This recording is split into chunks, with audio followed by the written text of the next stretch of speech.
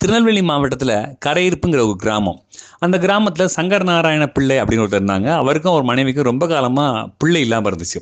ரொம்ப வருஷம் கழிச்சு ஒரு பிள்ளை பிறந்துச்சு. அந்த குழந்தை ரொம்ப அழகாக இருந்ததுனால அந்த குழந்தைக்கு கிருஷ்ணன் அப்படின்னு பேர் வச்சாங்க. அதுக்கப்புறம் 7 வருஷத்துக்கு அப்புறம் இன்னொரு ஆண் குழந்தை பிறந்துச்சு. அதுக்கு முத்தையான்னு பேர் வச்சாங்க. அந்த 2 ஆண் மக்களுக்கும் அவர் வைணவ சமய நூல்களை மனப்பாடம் செய்ய கற்றுக் கொடுத்துருந்தாரு. குறிப்பாக கிருஷ்ணன் பார்த்தீங்கன்னா 14 வயசுலேயே கம்பராமாயண பாடல்களை மனப்பாடமாக சொல்லுவார். அது மட்டும் இல்லாமல் அவருடைய அர்த்தத்தையும் அப்படி சொல்லக்கூடிய ஒரு திறமையும் அவர் பெற்றிருந்தார். சங்கரநாராயண பிள்ளைக்கு சீக்கிரம் உடம்பு முடியாமல் போன நிமித்தம் அவர் என்ன செஞ்சாருன்னா, கிருஷ்ணனுக்கு இளம் வயதிலேயே அவருக்கு திருமணம் பண்ணி வச்சுட்டாரு. முழு குடும்ப பொறுப்பும் கிருஷ்ணனுடைய தலை மேலே விழுந்துச்சு.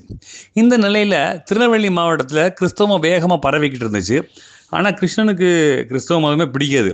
அதனால் நற்செய்தி எதிர்ப்பு கழகத்தில் சேர்ந்து அந்நிய நாட்டு மதம் இங்கே வரக்கூடாதுன்னு சொல்லி வைராக்கியமாக எதிர்த்து கிறிஸ்தவர்களுக்கு பட இடைஞ்சல்களை பண்ணிட்டு இருந்தார்.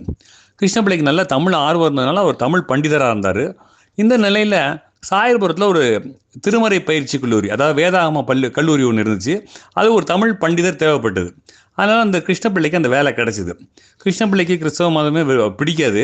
எந்த கிறிஸ்தவரோடும் அவருக்கு எந்த தொடர்பும் கிடையாது. அப்போது அந்த வேதாகம கல்லூரியில் இருந்த மிஷினரி குருவாக இருந்தாங்க ஒருத்தங்க, எக்ஸ்டபிள் துரைன்னு. அவங்க கிருஷ்ணனை பார்த்து ஒரு புதிய ஏற்பாட்டை கொடுத்து படிக்க சொன்னாங்க.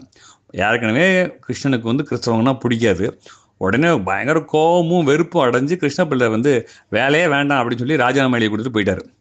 உடனே அந்த குருவானவர் அடுத்த நாள் கிருஷ்ணபிள்ளை வீட்டுக்கு சென்று மன்னிப்பு கேட்டு தொடர்ந்து வேலை பார்க்கும்படி கேட்டார். உடனே கிருஷ்ணபிள்ளையும் அதை ஏற்றுக்கிட்டு மறுபடியும் வேலைக்கு வந்தார். அவர் ஒவ்வொரு நாளும் அவர் வேலைக்கு வர்ற சமயத்தில் எக்ஸ்டபிள் துறையுடைய வீட்டு வழியாக தான் போகணும்.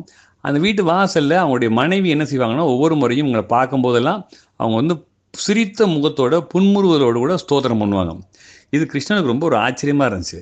நான் இவங்களை ரொம்ப வெறுக்கிறேன், ஆனால் இவங்க எவ்வளோ அன்பும் மரியாதையும் காட்டுறாங்களேன்னு சொல்லி அவங்களோட மனசில் யோசிச்சுக்கிட்டே இருந்தார்.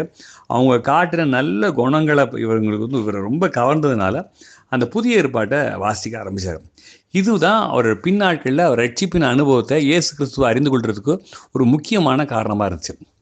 இன்றைக்கும் நம்மளை சுற்றி பார்த்தீங்கன்னா ஆண்டவரை அறியாத மக்கள் எத்தனையோ பேர் இருக்காங்க. நம்மளை வெறுக்கிறாங்க, கிறிஸ்தவத்தை வெறுக்கிறாங்க, வேதத்தை வெறுக்கக்கூடிய மக்களும் நம்ம சுற்றி இருக்கிறாங்க. இவங்களுக்கு நம்ம என்ன பதில் செய்யணும்? அந்த சகோதரி இருந்தாங்க, அந்த அம்மா இருந்தாங்க, அந்த அம்மா செஞ்ச செயல் உண்மையிலே தலை சிறந்த செயல்.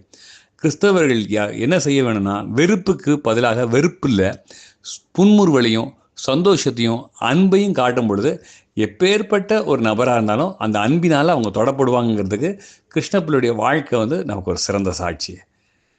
தேங்க்யூ.